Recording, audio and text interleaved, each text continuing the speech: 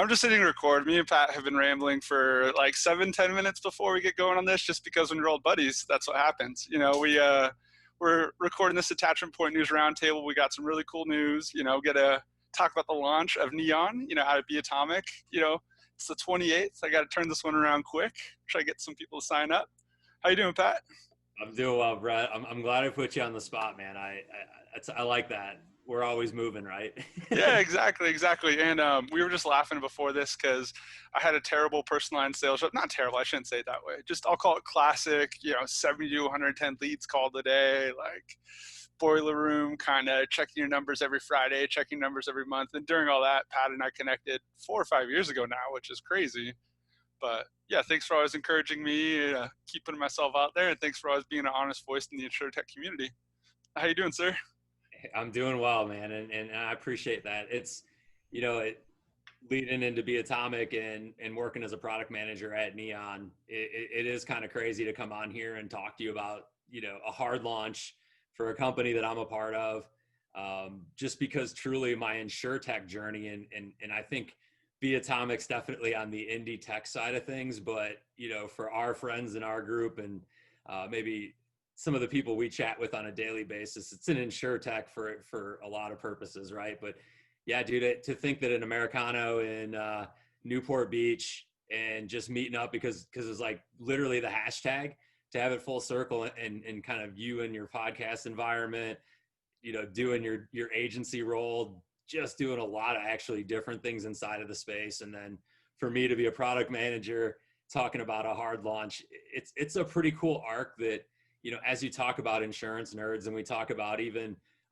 some of the college interaction that happens with insurance nerds and the things they support there, this is one of those really cool stories that isn't just, hey, I got kind of in an environment and it's not really that cool, but it's a lifestyle thing. I think you and I are maybe proof that being a part of the industry and coming at maybe from the angle we do is something that's a little bit different. But I don't know about you, man. I've enjoyed the ride. It's been interesting, and I'm pretty fortunate to have friends like you and Seth, the CEO of Be Atomic, and Sid, as we both know, and then Clint, our CIO, to have all of those people, just all of us kind of coming together and working on products, projects, and things like that. Now, I think it shows the maturity of the industry. As we said, InsurTech is an era, or at least I've said InsurTech's an era. So thanks for having me, one, dude. And two, hopefully people take a step back and recognize that there are some really fun things to do. I'd be the first one to say it if it wasn't fun. And then lastly, I'll just say the purple background, I hope InsurTech Ed approves of it. It's the best I could do. So that's where I'll leave my intro off right there. How about that? The atomic neon purple void. You're filling it up. No, it's cool stuff. I'm excited you're on that team. I always think it's important to have people around you that are going to be honest. I always say, call you a dummy, whatever. I think it's cool that Seth is building himself up with like warriors, male, female, like Sid's an honest voice. You're an honest voice. Sarah Applegate's just as cool and as down to earth as it gets. I really respect the tribe he's building. I don't see a bunch of yes people. I see people who are passionate, people who care, people who wear their hearts on their sleeves and like care about the industry. So like that alone is enough for me to have belief in, trust and like you guys. You see the tech work in other places. Now you're giving it a home in insurance. I don't know. I think the equation's looking good, man. I'm excited to learn more on the 30th. Yeah. And you know what, I like that you brought that part up because, I like to think that I'm a positive voice, but at the same time, like to be positive, I think you have to be honest about things. And so I hope that's the voice I bring to the industry at the small level I interact with it at. But, to your point about Seth and Sid and Warriors, and, we just added Sarah Applegate, who I know, Oh, she's rad. Yeah. It was a mutual Billy Von Jura appreciation triangle that There I think really you brought is, him in. yeah. Exactly. And even bleeding into the group at Coverager, there's that positivity that comes out inside of honesty. And the group you just mentioned, I think they epitomize that. And, I didn't know Seth and Sid very well. But when they started Be Atomic, I was certainly an outsider. And I think to that warrior spirit, I tell the story that, I didn't know what they were doing, and I was interested in it because I liked who they were, but I was incredibly skeptical. And so I had a different trajectory with them where I was rooting for them because I like them and who they were trying to help and the people that were supporting them. So I was positive in that sense, Yeah. but I never thought certainly never thought there'd be like a way we could work together inside of it and that I would be a part of it. But they're persistent and they're on the right path. And it's a mission based thing, right? They're trying to right a wrong that if you come to the hard launch, you'll get what I'm talking about now. And so I'm not trying to beat the hard launch too hard in, but at the same stretch, like that was where I came into it as somebody that looked at digital and looked at InsurTech and kind of said, what the heck's going on with incumbents? When I finally sat down with Seth and I loved him. I mean, I love Sid and all those guys to begin with, but when they walked me through what they were doing and why they were doing it, that to me shifted my gears. And I went from skeptical to, I tell the story. I was in the parking lot of a place that I was going to make a decision that I'd been trying to figure out for 20 years, right? I'm 37.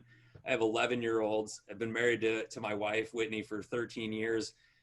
I wanted to do some meaningful things. And I actually was literally talking to Seth in a parking lot. And I'm like, if it doesn't go well, I'm doing this. And I went from skeptic to where do I fit in? Tell me now. And I want to be a part of it. And I'm not kidding you. It was that quick because of the opportunity and like what actually helped, what comes out of this, right? If independent agents win because of this, where all of that comes back inside of the ecosystem, that money that stays inside of it, again, without getting too deep into what you'll Yeah. learn in the hard launch, it's what guys like you and me wake up early and have coffee to chat about. And 5 years later, look back and say, I can't believe that they were able to pull that off. And I'm just lucky I'm, where I'm at now to help take where they're at and go forward with it, because it's about the mission at this point. It's not just, oh, it's a good idea or it's a little thing here or there. It's about the whole industry and the whole way this stuff's been run. And somebody like Seth that's been in the middle of it for 20 years, knowing how to fix that, bringing people like Sid, like Clint, like me, like Sarah, Nathaniel, Anna, people that you don't even know yet that are changing the way the industry, hopefully changing the way the industry creates margin. And again, not for everybody, but for the people that want to be a part of it. Dude, I had to do it, man. And I talked to you about it. I talked to Nick Lamparelli about it. Avi, I talked to my friends, even Pat Callahan, and just said, what do you think? Like, they're like, like you can sense in me, if you know me, that I wanted to be on that path. And this was like the opportunity to be on that path. So Yeah, totally. And I don't think I'm giving out any trade secrets when I say this, that it was funded by agents up until this point. And agents are very critical. I mean, they're watching the pennies. Like, don't get me wrong, if they'll make a dollar, they'll spend a dollar. But I don't think it's easy to pry agency owners' pockets open. And not saying that's what they did, but the fact that you have agents investing in this thing, I think gives it way more, credibility than most projects do. I think it's cool. it did for me. I think it did for me. And one of the things that you learn when you work around and you really follow, like high-end research firms like Coverage, or people that are just like, it's not just good on the spot reporting, but like the research behind it. When you look at the dynamics of InsurTech funding, especially, and they do a great job of putting it out there. Rahul, I know you brought him on here. I mean, his insights are ridiculously enlightening and just in depth. And I think when you start to look at it and say, okay, where do agents fit into this? And this is the spot, right? The Biatomic, the neon environment. It's the spot that when not just on a product level, but to your point of financing, if agents aren't behind this, it doesn't work anyway. And so to start with agents that are not just like, hey, this is interesting. We have a pilot group of agents that are using the platform, that are testing the platform. It's been live in Seth's agency. This is something where you look back and it was put together in the right way. It's not kind of that idea that got funding because of a name. It was, this is working. This is getting agents' attention. They want to be a part of it financially and, part of the integration of it into the industry. I know that technically is all funding, but we've always talked about smart money. And Yeah. when agents get behind something, whether I've agreed with it or not in the past, it's been something that's been worth pausing and saying, okay, why did they get behind that? And again, in this one, I go back to the mission. They all recognize the wrong that they could right in this environment. And so it's not a finance, oh, this is an opportunity financially. I keep drawing back to that mission, but to your point, dude, I mean, come on, agents financing something, that's a big step. Carriers getting involved in projects like this, it's a huge step that maybe if you're not in the industry, you don't recognize. But you and I both, you know, we've been around long enough to know how that's a major step. Yeah, and people vote with their dollars, you know, and I don't know what the investment rounds were, but you put in X amount of money, you're going to be invested in making that thing work. I could totally see things going great and almost being like a case study, you know, of like an industry fixing itself, being funded by itself and kind of winning together. You know, what I kind of love about being a smaller, you know, agent or person in this industry is like we get to kind of band together to make some noise. And I love I'll call it dispersion and kind of collective effort of insurance and insurtech, because a lot of little guys can win. And, you know, I don't know enough details, and I'm looking forward to the launch on the 30th at 10 a.m. Eastern. Yeah. But it sounds like you're basically connecting us little guys, and that's how we can kind of win together, you know, and I'm looking forward to figuring out, you know, hearing about more of that. Yeah, I think that's how you have to look at it. And again, there's going to be ways to do this that aren't aren't with Be Atomic and Neon. We're not saying that. We're definitely not that group that If you're talks not with about. us, you're against us. It's all Yeah, good. it's just not that. There's some really killer groups out there that just are doing their thing, and it's great. There's just no other way to talk about it. It's good. It's good. It's the right spot for the right agents. In our environment, we're looking to bring on about 50 agents by the end of next year. So it's a boutique environment in that sense. But when you really look at the size, the scope, the groups that are involved in it, you look at the data sharing capabilities that, it is that better together isn't, an environment where you have to agree with everybody on anything. It's actually the opposite. It's better together in the sense of data comparison, in the sense of knowing where you're at as an agency.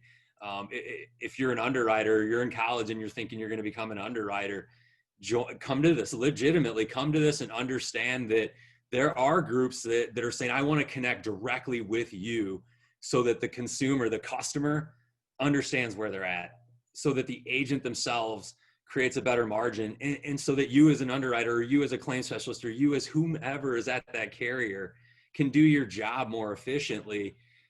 It stems around all of that. I mean, it really is looking to do that. So I would say it's an environment where, I mean, if you're on your way out of the industry, take a look at it, and maybe it's something you're interested in that'll keep you in the industry, like it did me, because I was kind of not really looking to do this. They convinced me. I was skeptical, and they brought me in. Like, what you're going to see in that launch event is what converted me from being like, I'm not interested, to again, here with my buddy that I've literally my original InsurTech buddy talking about, the group I'm involved in. So it just doesn't matter if you're killing it as an agent, tune into this, see if there's a way that, one thing no one really talks about is that insurance very rarely gives that Fortune 100 experience, that Amazon, Coca-Cola, Pepsi experience, where if you call Walmart, if you call in that ticketing environment, that's what Neon creates inside of insurance agencies, again, beyond all the other things that we'll talk about. So No, it's cool. I have like fake things, and I appreciate that you guys have kind of made some noise and sort of, I think stealth mode kind of matters. You want to have something to talk about first. You don't want to overhype. I think it's really cool that you have something built, but I just hear less walls, more communication, more integration, more collective effort, better client care. These are the things that I feel floating around, and it's going to be fun to see how it kind of plugs together. The roadmap you guys have. Yeah.